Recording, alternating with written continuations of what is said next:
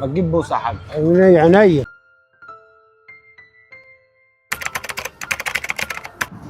السلام عليكم. عليكم السلام ازيك ورحمة يا الله بابا؟ وبركاته. عامل ايه؟ ازيك يا ابني؟ الحمد لله، انت عامل ايه؟ الحمد لله يا ابني. يا رب دايما. انا الحمد شفت لك لله. شفت لك فيديو على النت، تمام؟ فقلت ان انا قريب من الخليج المصري، فقلت ان انا اجي اسلم عليك. يا ألف مرحبا يا ابني. ممكن اعرف انت بتيجي من الساعه كام للساعه كام؟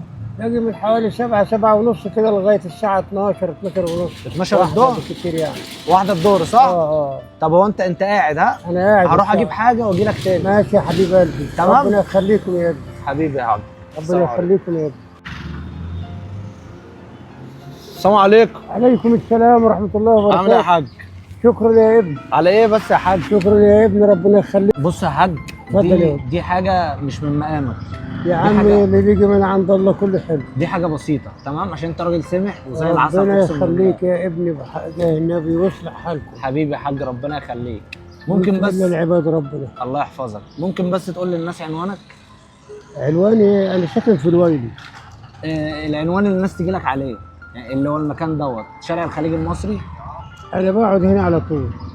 شارع الخليج المصري فين؟ عند شارع الخليج المصري قدام المعهد الديني، قصاد المعهد الديني.